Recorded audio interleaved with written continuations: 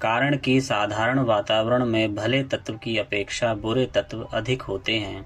उन बुरे तत्वों में ऐसा आकर्षण होता है कि कच्चे दिमाग उनकी ओर बड़ी आसानी से खींच चले जाते हैं। फलस्वरूप वे बुराइयां अधिक सीख लेने के कारण आगे चलकर बुरे मनुष्य साबित होते हैं। छोटी आयु में यह पता नहीं चलता कि बालक किन संस्कारों को अपनी मनोभूमि में जमा रहा है। बड़ा होने पर जब वे संस्कार एवं स्वभाव प्रकट होते हैं तब उन्हें हटाना कठिन हो जाता है, क्योंकि दीर्घ काल तक वे संस्कार बालक के मन में जमे रहने एवं पकते रहने के कारण ऐसे सुदृढ़ हो जाते हैं कि उनका हटाना कठिन होता है। ऋषियों ने इस भारी कठिनाई को देखकर एक अत्यंत ही सुंदर और महत्वपूर्ण उपाय यह निश्चित किया कि प्रत्येक बालक पर माँ बाप के अतिरिक्त किसी ऐसे व्यक्ति का भी नियंत्रण रहना चाहिए जो मनोविज्ञान की सूक्ष्मताओं को समझता हो। दूरदर्शी, तत्वज्ञानी और पारदर्शी होने के कारण बालक के मन में रहने वाले संस्कार बीजों को अपनी पैनी दृष्टि से तत्काल देख लेने और उनमें आवश्यक सुधार करने की योग्यता रखता हो।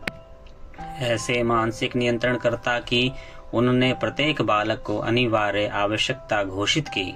शास्त्रों में कहा गया है कि मनुष्य के 3 प्रत्यक्ष देव हैं, माता, पिता, गुरु। इन्हें ब्रह्मा, विष्णु, महेश की उपाधि दी है। माता जन्म देती है, इसलिए ब्रह्मा है। पिता पालन करता है, इसलिए विष्णु है। और गुरु कुसंस्कार का संहार करता है, इसलिए शंकर है। गुरु का स्थान माता पिता के समकक्ष है। कोई यह कहे कि मैं बिना माता के पैदा हुआ तो उसे झूठा कहा जाएगा, क्योंकि माता के गर्भ में रहे बिना कोई किस प्रकार जन्म ले सकता है।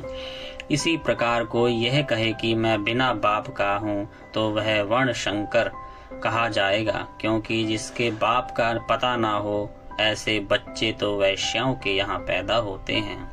उसी प्रकार कोई कहे कि मेरा कोई गुरु नहीं तो समझा जाएगा कि वह असभ्य एवं असंस्कारित है, क्योंकि जिसके मस्तिष्क पर विचार, स्वभाव, ज्ञान, गुण, कर्म पर किसी दूरदर्शी का नियंत्रण नहीं रहा, उसके मानसिक स्वास्थ्य का क्या भरोसा किया जा सकता है। ऐसे असंस्कृत व्यक्तियों को निगुरा कहा जाता है। निगुरा का अर्थ बिना गुरु का। किसी समय में निगुरा कहना भी वर्ण शंकर या मिथ्याचारी कहलाने के समान गाली समझी जाती थी। बिना माता का, बिना पिता का, बिना गुरु का भी कोई मनुष्य हो सकता है, यह बात प्राचीन काल में अविश्वसनीय समझी जाती थी। कारण कि भारतीय समाज के सुशब्द विकास के लिए ऋषियों की यह अनिवार्य व्यवस्था थी कि प्रत्येक कार्य का गुरु होना चाहिए, जिससे वह महान पुरुष बन सके। उस समय प्रत्येक माता पिता को अपने बालकों को महापुरुष बनाने की अभिलाषा रहती थी, इसलिए यह आवश्यकता रहती थी कि उनके बालक किसी सुविज्ञ आचार्य के शिष्य हों। गुरुकुल की प्रणाली का उस समय आम रिवाज था। पढ़ने की आयु होते ही बालक ऋषियों के आश्रम में भेज दिए जाते थे। राजा महाराजाओं तक के बालक गुरुकुलों का कठोर जीवन बिताने जाते थे, ताकि वह कुशल नियंत्रण में रहकर सुसंस्कृत बन सकें और आगे चलकर मनुष्यों के महान गौरव की रक्षा करने वाले महापुरुष सिद्ध हो सकें।